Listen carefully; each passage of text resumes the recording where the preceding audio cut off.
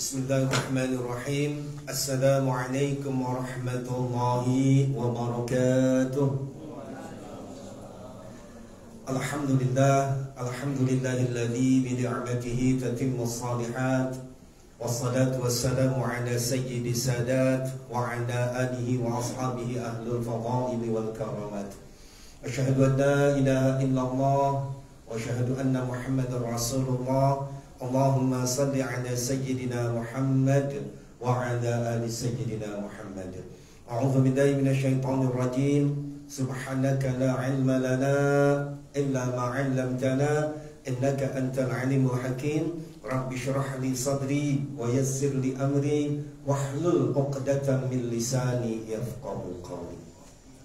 Shadaqallahul azim. Yang saya hormati DKM Mushola An-Nur, juga yang sangat saya hormati jamaah Mushola An-Nur yang insyaallah dimuliakan Allah Subhanahu wa taala. Puji dan syukur marilah kita panjatkan kepada Allah Rabbul Ghafur. Alhamdulillah kesempatan hari ini, hari Senin tanggal 26 Jumadil Awal 1447 Hijriah yang bertepatan dengan tanggal 17 November 2025. Allah Subhanahu wa taala masih memberikan kesehatan, kesempatan dan pula panjang umur sehingga alhamdulillah kita dapat melaksanakan salah satu kewajiban kita, yaitu salat zuhur bil khusus berjamaah, insyaallah dilanjutkan dengan ta'lim. Oleh karena itu mudah-mudahan semua rangkaian amal ibadah yang sudah dan akan kita laksanakan kiranya diterima oleh Allah Subhanahu wa taala. Amin ya Allah ya rabbal alamin. Baik jemaah yang insyaallah dimuliakan Allah Subhanahu wa taala, seperti biasa sebelum kita masuk ke materi, mari kita berdoa. Awali dengan istighfar, syahadat, kemudian salawat. Astaghfirullahaladzim, astaghfirullahaladzim, astaghfirullahaladzim. Alladzi la ilaha illa huwal hayyul qayyum wa atubu ilaihi jami'al ma'asi wa dhunub. La hawla wa la quwwata illa billahil aliyyil azim. Asyhadu an la ilaha illallah wa asyhadu anna Muhammadar Rasulullah. Allahumma salli ala sayyidina Muhammad wa ala ali sayyidina Muhammad. Yang pertama seperti biasa, mari kita berdoa untuk kedua orang tua kita yang masih hidup. Semoga Allah Subhanahu wa taala panjangkan usianya, sehatkan jiwa raganya, semoga diberikan kemudahan, kelancaran di dalam setiap urusannya, baik urusan dunia terlebih lagi urusan akhirat. Dan apabila orang tua kita sudah meninggal dunia, berada di alam barzakh sekarang, mari kita mohonkan semoga almarhumah orang tua kita, barangkali suami atau istri kita, guru-guru kita, sahabat kerabat tetangga yang telah terlebih dahulu meninggalkan kita, semoga Allah ampuni dosa-dosanya dan semoga ditempatkan di tempat yang semulia-mulianya. Oleh karena itu silakan disebutkan nama-nama almarhumah yang ingin diberikan ihdaus thawab atau hadiah pahala pada kesempatan siang hari ini. Thumma khususan ila arwahi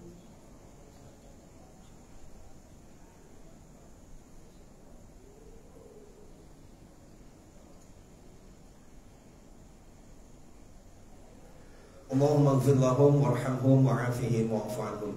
Kemudian untuk kita yang masih berada di dunia ini, semoga Allah Subhanahu wa taala selalu senantiasa memberikan kepada kita keimanan, keislaman yang sempurna, kesehatan jiwa dan raga. Semoga kita selalu diberikan rezeki yang halal, banyak barokah, tidak sulit untuk dicarinya. Semoga rumah tangga yang sedang kita jalani masing-masing, Allah jadikan rumah tangga kita sakinah, mawaddah, warahmah, rumah tangga yang benar-benar menjadi lantaran untuk turunnya keberkahan, keridhaan, maghfirah dari Allah Subhanahu wa taala.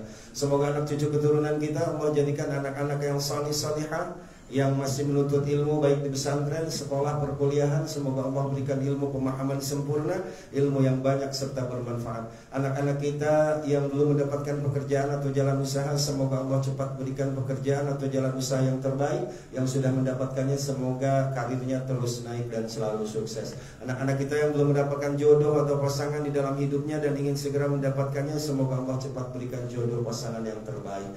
Yang sudah mendapatkannya semoga rumah tangganya Allah Subhanahu wa ta'ala berikan ketentraman. Juga mudah-mudahan Ya, semua yang sedang berkantor di sini di Sinarmas, semoga tempat ini Allah jejali penuhi dengan keberkahan, dijauhkan, dihindarkan dari berbagai mara bahaya bencana, baik yang lahir ataupun juga yang batin. Yang terakhir, saya yakin di dalam hati setiap kita punya keinginan, punya harapan, asa terpendam yang sampai saat ini belum bisa tersampaikan, terlaksanakan. Semoga melalui siang hari ini kita berdoa bersama, Allah sampaikan, kabulkan semua keinginan dan harapan kita. Ala hadhihi niyyah wa ala kulli niyatin salihah wa ila hadratin Nabil Mustafa Rasulullah Muhammad sallallahu alaihi wasallam nas'aluka al-ijabah al-Fatihah. A'udzu billahi minasy syaithanir rajim. Bismillahirrahmanirrahim. Alhamdulillahi rabbil alamin arrahmanir rahim maliki yaumiddin. Iyyaka na'budu wa iyyaka nasta'in. Ihdinas siratal mustaqim. Siratal ladzina an'amta 'alaihim ghairil maghdubi 'alaihim waladdallin. Rabbil alamin. Alhamdulillahirabbil alamin. Baik jamaah yang insyaallah dimuliakan Allah Subhanahu wa taala, masih tentang wudu ya. Kemarin tentang sunnah wudu, ada yang tertinggal kemarin yaitu berdoa setelah wudu.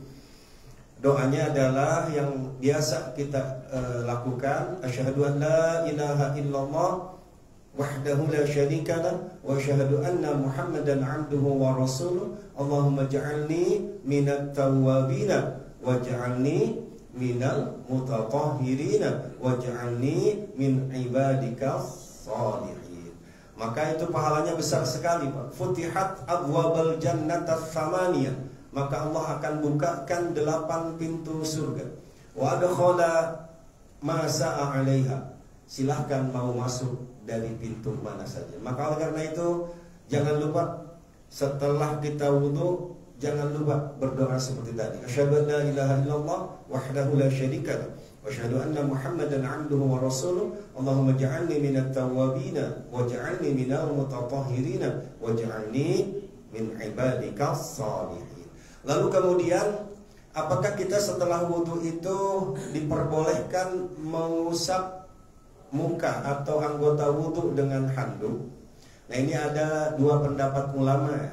Ada yang berpendapat makruh, karena tetesan dari air wudhu itu adalah mengandung banyak keberkahan. Tapi pendapat yang kedua membolehkan. Nah, berarti pendapat ulama secara umum tentang setelah wudhu mengusap dengan handuk, pendapat secara umum para ulama lebih berpendapat boleh, silahkan. Tergantung kondisi kita. Ya, contoh misalkan kalau setelah wudhu kemudian kita mau ada rapat gitu ya, lalu kemudian lengan baju kita basah, kan nggak elok kelihatannya. Atau misalnya kita ya seperti di sini, dari sana itu masih basah, kemudian ketika sujud karpetnya basah, lalu kemudian bekas sujud kita dipakai oleh orang lain, mungkin agak sedikit kurang nyaman. Nah, kita tinggal kondisional saja. Kalau memang air wudhunya tidak terlalu banyak, pendapat para ulama membiarkan mengering sampai meresap ke dalam kulit itu lebih baik. Tetapi apabila misalkan kondisi kita membutuhkan, menuntut kita untuk mengelapnya atau mengusap dengan handuk, silahkan dalam hal ini. Tetapi pendapat ulama, kalau memang tidak ada uzur, maka min atharil wudhu, bekas wudhu itu harus tetap dibiarkan sampai mengering, meresap sendiri. Lalu kemudian sahabat bertanya kepada Rasul, ya Rasulullah, bagaimana engkau menentukan mana umatmu kelak ketika dikumpulkan di alam mahsyar? Sedangkan saat itu kan manusia dikumpulkan dari semenjak Nabi Adam sampai manusia akhir zaman. Lalu engkau menandakan bahwa itu orang adalah umatmu, bagaimana? Lalu kata Nabi, gampang, umatku nanti ada tandanya, yaitu ada cahaya dari muka, telapak tangan, dan kaki. Itulah min atharil wudu, dari bekas dia berwudu. Itu umat Nabi Muhammad, ada tandanya. Maka Nabi tidak akan keliru mana umat Nabi Muhammad, mana umatnya Nabi Isa dan nabi-nabi yang lain. Umat Nabi Muhammad ditandakan kelak di akhirat yang sering wudu, sering sholat, muka, tangan, dan kakinya mempunyai cahaya. Lalu kemudian ada satu sunnah lagi, adalah melaksanakan sholat setelah wudu. yang kemudian kita kenal ini dengan sholat syukur wudhu. Pernah dengar bapak-bapak? Sholat syukur wudhu. Jadi hadisnya ini dari Abi Hurairah radhiyallahu an. Ketika itu Nabi berkata kepada Bilal, "Ya Bilal, hadatsani bi arji amalin amilathu fil Islam, fa inni sami'tu daffana 'alaika baina yaday fil jannah." Wahai Bilal, Bilal itu adalah muadzinnya Rasulullah. Wahai Bilal, amal apakah yang kau lakukan? Fa inni sami'tu daffana 'alaika baina yadayil jannah. Sehingga aku mendengar suara sendalmu, suara terumpahmu fil jannah, di surga. Amal apa yang kau lakukan? Qala, menjawab Bilal, ma amiltu amalan arja indi min anni allam atahhar tuhuran fi sa'atin min lailin aw naharin illa salaitu bidzalika tuhur. Amalan yang selalu aku lakukan adalah ketika setiap selesai wudu, salaitu bidzalika tuhur, melaksanakan sholat 2 rakaat. Jadi setelah wudu itu ada sunnah. Padahal ini Bilal itu tidak disuruh oleh Nabi. Ini adalah kreativitas Bilal. Tetapi Nabi mengiyakan. Maka di dalam memahami hadis itu kan ada yang Nabi tidak melakukan tetapi mengiyakan. Ini juga bisa kita lakukan. Nabi tidak melaksanakan sholat 2 rakaat setelah wudhu, tapi Bilal melakukannya atas kreativitas sendiri. Maka oleh Nabi diiyakan. Berarti ini kita bisa ikutin. Jadi setelah wudhu ada sholat 2 rakaat, namanya sholat syukur wudhu.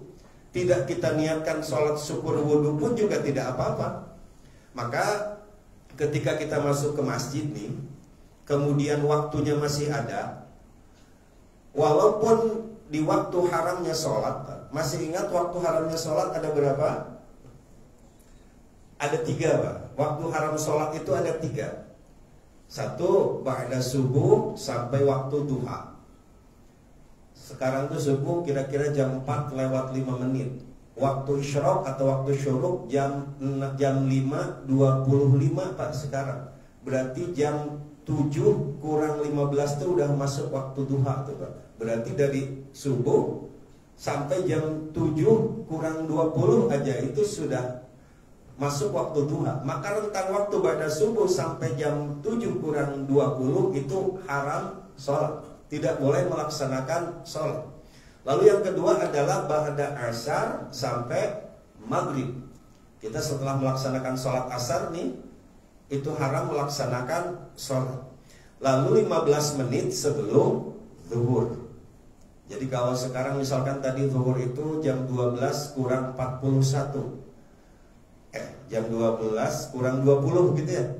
Maka jam 11 lewat 25 gitu ya, sampai jam 11.40 itu haram Pak melaksanakan sholat.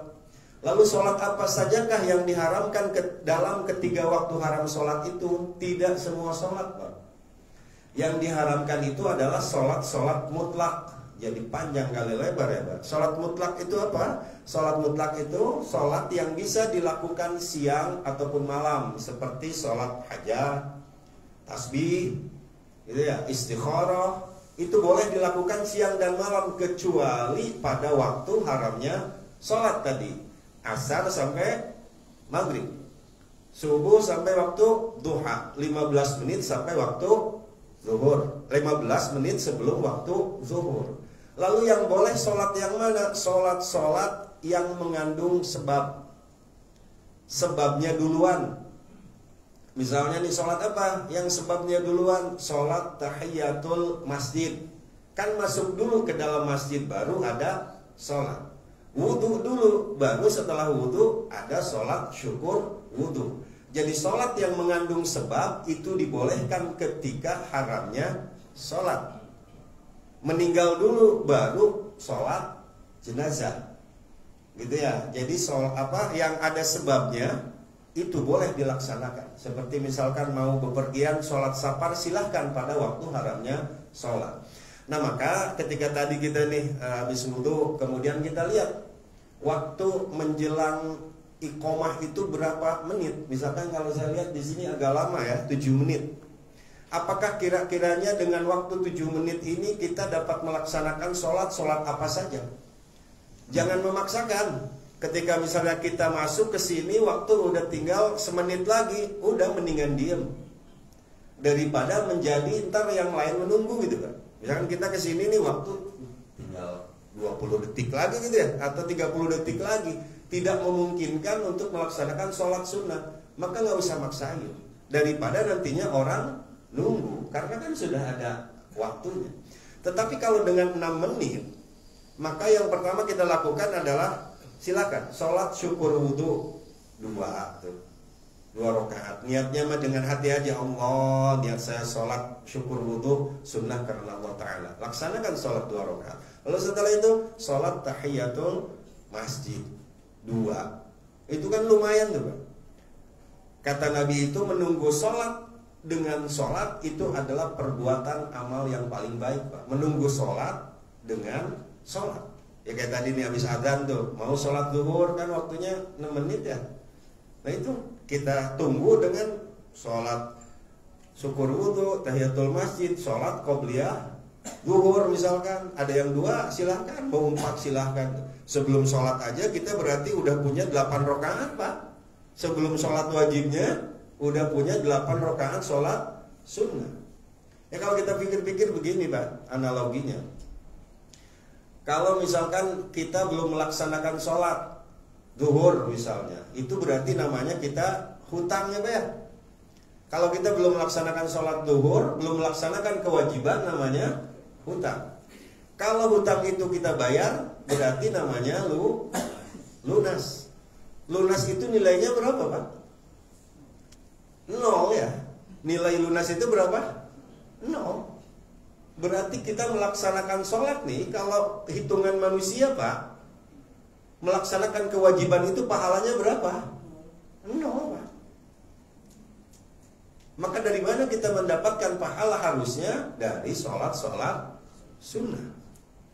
Karena menurut logika kita nih Pak, setelah kita misalkan kita punya belum bayar listrik, namanya hutang, kita bayar lunas, nilai lunas itu 0. Maka kalau kita ingin mendapatkan lebih dari sholat sunnah, tetapi Allah enggak gitu. Walaupun kita membayar kewajiban, tetap diberikan pahala atas kewajiban, padahal wajib gitu bagi kita, wajib bayar, tetapi tetap Allah berikan pahala kepada kita. Itulah Maha Rahman Rahimnya Allah. Coba kalau kagak ada pahalanya, itu sholat 0 aja udah kita. Nah maka cari pahala yang lebih banyak tuh dari sholat sunnah. Coba syukur wudu 2, tahiyatul masjid 2, udah 4 ya. Ntar qobliyahnya misalkan kita mau pakai yang 2 aja 6, ba'diyahnya 2, 8 tuh 8 rakaat. Sedangkan sholat wajibnya sendiri hanya 4. Gitu. Mudah-mudahan nih sedikit-sedikit Pak kita cari pahala gitu. Karena ya dasarnya kan surah Al-Qariyah, wa amma man thaqulat mawazinu fahuwa fi 'ishatir radiyah. Orang yang berat timbangan amalnya, pahalanya lebih berat daripada dosanya, maka dia akan mendapatkan keridhaan dari Allah. Sebaliknya, wa amma man khaffat mawazinu fa ummuhu hawiyah. Orang yang sedikit pahalanya, beratan dosanya, maka akan kembalinya ke neraka hawiyah. Jadi yang orang yang masuk surga itu bukan berarti dia tidak pernah berbuat dosa. Pernah Pak, hanya saja pahalanya lebih banyak.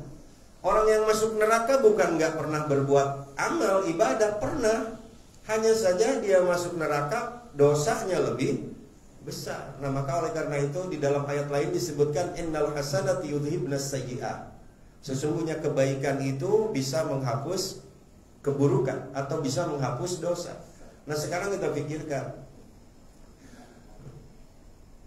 kita nih taubat belum tentu diterima ya oleh Allah, karena mungkin kita belum bisa taubatnya. Maka untuk menghapus dosa-dosa kita yang telah berlalu, salah satu caranya adalah dengan memperbanyak amal ibadah, yaitu diantaranya dengan sholat sunnah. Baik jemaah yang insyaallah dimuliakan Allah Subhanahu wa ta'ala, lalu kita masuk kepada makruhnya wudu ya. Ketika kita punya wudu nih, dan ketika kita melaksanakan wudu, apa saja yang membuat makruh? Makruh itu rusak, jadi tidak utuh lagi. Kalau kita punya botol atau punya gelas, ada retakan sedikit gitu, jadi tidak utuh. Satu hal yang merusak wudu adalah boros air. Jadi ketika kita berwudu itu jangan terlalu banyak memakai air. Apalagi airnya yang keluarnya itu kenceng banget gitu ya. Ketika kena tangan kita tuh sampai muncrat. Kecil aja.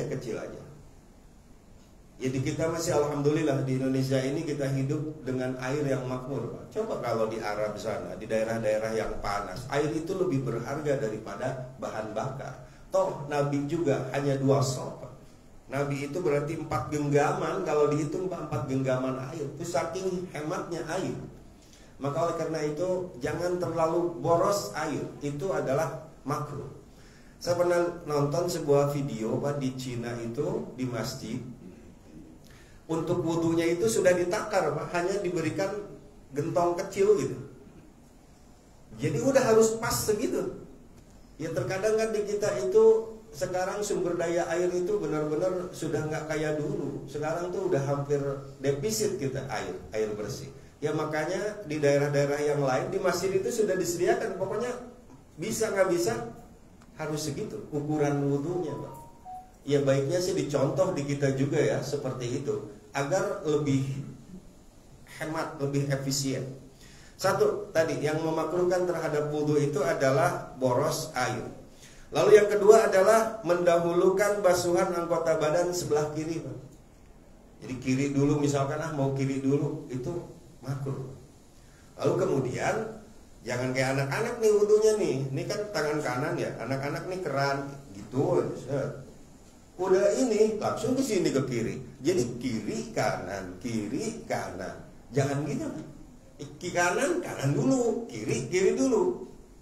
Kanan dulu. Ya kan dengan cara kalau di keran sekarang udah enak. Wa'adar diputar di sini ya. Digosok di sela-sela ini 1 kali itu yang wajib, ini mah 2 kali yang ini sunnahnya. Jangan ini sini. Jadi jangan gantian gitu. Kanan 3, kiri 3. Iya kalau dihitung sama-sama juga ya, kanan kiri. Cuman jadinya kan nggak beraturan. Itu lalu kemudian yang ketiga memukul wajah dengan air. Jadi ketika kita membasuhkan, menyampaikan air ke muka itu dengan tekanan yang terlalu keras gitu. Biasa aja, pelan aja, kalem aja. Lalu kemudian yang selanjutnya adalah meminta tolong kepada orang lain untuk membasuhkan anggota badan tanpa uzur. Jadi misalnya wudunya dipakai ember gitu ya, tolong dong kucurin dong pakai gayung gitu ya. Kitanya tanpa uzur, kita nggak lagi sakit, juga nggak lagi darurat, minta tolong kepada orang dibasuhkan. Udah kayak orang mati jadinya ya. Kalau orang meninggal kan dimandiin, diwudukan ya wajar dia meninggal. Kita masih hidup, wudu minta tolong kepada orang lain. Ini adalah takabur kata para ulama, kesombongan. Ya maka upayakan ya diri sendiri aja. Lalu kemudian yang selanjutnya adalah terlalu banyak atau berlebih dalam berkumur bagi orang yang berpuasa. Sebaliknya bagi orang yang tidak berpuasa itu dianjurkan berlebih-lebih dalam istinsyak. Istinsyak adalah menghirup atau menyerap air ke dalam hidung. Itu harus berlebih kalau kita tidak sedang puasa. Karena kenapa? Seperti kemarin sudah dibahas, setan itu selalu nginepnya tuh di sini, di khoisum. Khoisum adalah tempat nginepnya setan. Maka apabila kita bangun pagi tidur, yang pertama harus kita lakukan, disunahkan adalah istinsyak, menghirup air ke hidung sampai ini berasa panas nih Pak, di pangkal hidung ini. Gitu, agar setannya dalam sebuah keterangan pergi Pak. Itu istinsyak. Jadi kalau kita keadaannya lagi puasa, sedikit aja, tetap disunahkan ketika kita berwudu, kumur disunahkan, istinsyak disunahkan, tapi jangan berlebih. Tapi kalau ketika kita tidak puasa, silahkan berlebih, malah dianjurkan. Lalu kemudian yang nomor ketujuh, yang dimakruhkan ketika kita wudu adalah menggunakan air yang disediakan untuk minum dan itu masih punya orang lain. Ini haram hukumnya, Pak. Jadi misalkan kita nih ke tempat orang lain gitu ya, ke rumah atau ke daerah lain, kemudian ada air. Misalnya air itu bukan di musola. Kalau di musola kan sudah pasti itu air memang untuk wudu ya. Ini mah misalnya ada air di galon gitu Pak, kita nggak tahu ini air siapa, kita pakai wudu, maka itu hukumnya haram Pak. Kalau belum kita minta ridho, gitu ya. Jadi harus hati-hati, kecuali kalau airnya misalnya memang disediakan di musola, namanya musola ada untuk wudu, maka itu boleh, silakan. Tetapi kalau airnya disediakan berupa galon untuk minum, kemudian kita nyari tempat wudu nggak ada, ini aja nih, nah, itu hukumnya haram. Baik, jamaah yang insya Allah dimuliakan Allah Subhanahu Wa Taala. Lalu kemudian menahan kentut terlalu lama, Pak. Ya yang wajar aja lah, kalau misalkan kayak dari maghrib gitu ya ke isya, lalu kemudian ba'da maghribnya itu kita ada kajian atau ada ta'lim, kan itu nggak terlalu lama, waktunya tuh paling 35 menit atau 40 lah dari maghrib ke isya. Lalu kemudian kita nyambung gitu, nggak wudu lagi, ya nggak apa-apa kalau gitu. Tetapi kalau misalnya kita sampai nahan ngencing, panas gitu ya di kantong kemih kita, atau menahan air besar, maka itu hukumnya makruh. Kata Nabi ini, Aisyah, Siti Aisyah mendengarkan perkataan Nabi, sami'tu Rasulullah sallallahu alaihi wasallam la salata bi hadratit ta'am wa la huwa yudafi'uhul ahbathan. Tidak sempurna salatnya bagi seseorang yang sudah disajikan di depannya hidangan makanan, dan tidak sempurna sholatnya bagi orang yang menahan dua hajat, yaitu air besar dan air kecil. Jadi ini kalau di depan kita nih, kita lagi kerja ya, kayak Idul Adha misalnya nih, kan itu suka sampai zuhur ya, ibu-ibu sudah menyiapkan makan. Nah kita diberikan pilihan kan, mau sholat zuhur dulu atau mau makan dulu gitu ya. Kalau di depan kita misalnya sudah terhidang makanan, dan kemudian ketika kita sholat akan ingat kepada makanan tersebut, Pak, mendingan lagi makan ingat sholat daripada lagi sholat ingat. Begitu Pak kata orang Depok mah, gitu ya. Jadi kalau makannya sudah terhidang di depan kita, maka mendingan makan daripada lagi sholat ingat makan, mending lagi makan ingat sholat. Lalu kedua adalah wala huwa yudafi'ul akhbathan, lalu menahan kentut dan menahan kentut, kencing gitu, buang air besar. Kalau sekiranya masih bisa kita tahan gitu ya, dan ketika kita nahan tidak sampai merubah konsentrasi kita nih Pak, tidak sampai membuat bacaan kita itu jadi belepetan, maka silahkan ditahan. Bil khusus ketika kita misalkan sedang berada di sop yang depan gitu ya, di sini nih. Oke, itu kan agak sedikit susah ke belakangnya. Tetapi kalau sekiranya ketika kita menahan kentut atau menahan buang air kecil atau buang air besar mengakibatkan konsentrasi kita jadi buyar, itu lebih baik dibatalkan, karena sholat kita tidak sempurna tadi kata Nabi. Baik jamaah yang insyaallah dimuliakan Allah Subhanahu Wa Taala, tidak bisa berlama-lama ya, karena sahabat semua juga teman-teman mau melanjutkan pekerjaannya. Saya review kembali. Tadi yang pertama kita pelajari adalah biasakan setelah wudhu itu membaca doa apapun keadaan kita. Asyhadu an la ilaha illallah wahdahu la syarika lahu wa asyhadu anna Muhammadan 'abduhu wa rasuluh. Allahumma ij'alni minat tawwabin waj'alni minal mutatahhirin waj'alni min ibadika as-salihin. Pahalanya gede Pak. Futihat abwabal jannah ats-tsamaniyah. Allah akan bukakan pintu surga kepada kita. Kemudian kita dipilihkan dari mana kamu mau masuk. Lalu kemudian setelah itu tadi laksanakan sholat 2 rakaat setelah wudhu. Yang kemudian sholat itu belakangan dinamakan sholat syukur wudhu 2 rakaat itu. Lalu laksanakan sholat tahiyatul masjid. Tadi yang 3 tempat haramnya sholat Pak. 1 asar sampai maghrib, 15 menit sebelum zuhur. Lalu subuh sampai duha. Tidak semua sholat haram dilaksanakan pada 3 waktu itu. Hanya sholat mutlak. Apa saja? Sholat hajat, gitu ya, tasbih, istikharah. Itu tidak boleh dilaksanakan pada 3 waktu itu. Kalau sholatnya yang mengandung sebab, seperti tadi, masuk dulu ke masjid, baru laksanakan sholat 2 rakaat. Namanya sholat tahiyatul masjid. Maka boleh-boleh saja, tidak haram. Tadi nih, misalkan nih zuhur jam 12 taruhlah, jam 12 kurang 15 itu sudah masuk haramnya sholat. Tapi kita masuk tadi misalkan jam 12 kurang 10, laksanakan sholat tahiyatul masjid, boleh Pak. Tapi kalau melaksanakan sholat duha udah habis waktunya, udah tidak bisa. Lalu kemudian setelah itu tadi yang memakruhkan wudhu ya.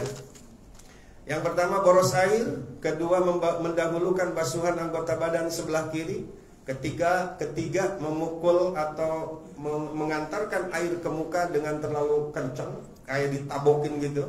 Yang keempat menambah jumlah basuhan dari 3 kali. Yakin nih Pak, kita udah yakin 3 kali nih, lalu kemudian tambahin 4 biar afdol, itu makruh.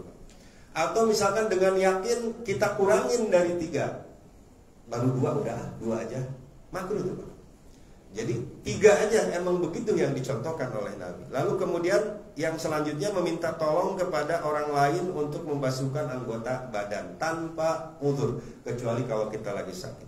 Yang selanjutnya adalah terlalu berlebihan dalam berkumur atau menghirup air ke hidung sedangkan kita dalam keadaan berpuasa.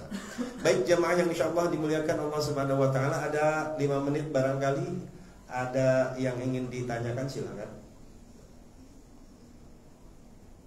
Alhamdulillahirabbil alamin. Mudah-mudahan jemaah yang insyaallah dimuliakan Allah Subhanahu wa taala, apa yang kita pelajari walaupun sedikit dapat kita manfaatkan, dapat kita amalkan gitu ya dalam kehidupan sehari-hari. Ini sih bukan yang pertama, ini bapak-bapak juga, teman-teman ini pernah mengkajinya. Saya hanya mengingatkan kembali. Insya Allah dengan seringnya diingatkan, kita mudah-mudahan tadi bisa melaksanakan sholat syukur wudhu. Mudah-mudahan kelak di akhirat kita dikumpulkan di alam mahsyar, Nabi tidak kesulitan mencari kita, menemukan kita, oleh karena bekas wudhu yang selalu kita lakukan. Kemudian kita mendapatkan syafaatul uzma dari Nabi sallallahu alaihi wasallam. Amin ya Allah ya rabbal alamin. Akhirnya marilah kita berdoa. Allahumma shalli wa sallim ala sayyidina wa habibina wa syafi'ina wa karimina maulana Muhammad wa sallim wa radiyallahu ta'ala an kulli sahabati Rasulillah ajma'in. A'udzu billahi minasyaitonir rajim. Bismillahirrahmanirrahim. Allahumma ij'al hadza jam'ana jam'an marhuma. Ya Allah, jadikanlah pertemuan kami pada siang hari ini pertemuan yang Kau berikan rahmat dan juga keberkahan. Wa tafarruqana min ba'dihi tafarruqan ma'suma. Ya Allah, jadikanlah perpisahan kami nanti perpisahan yang lepas, bersih dari salah dan pula dosa. Allahumma la tada'a lana dzanban illa ghafarta. Ya Allah, jangan Kau biarkan, jangan Kau timpakan dosa kepada kami kecuali Engkau mau mengampuninya. Wa la hamman illa farajta. Ya Allah, kami jangan diberikan bingung dan susah kecuali Engkau berikan jalan keluarnya. Wa la hajatan hiya laka ridwan illa qadaitaha. Ya Allah, kami jangan diberikan kebutuhan kecuali Engkau memenuhi dan meridhai kebutuhan kami tersebut, ya Arhamar Rahimin.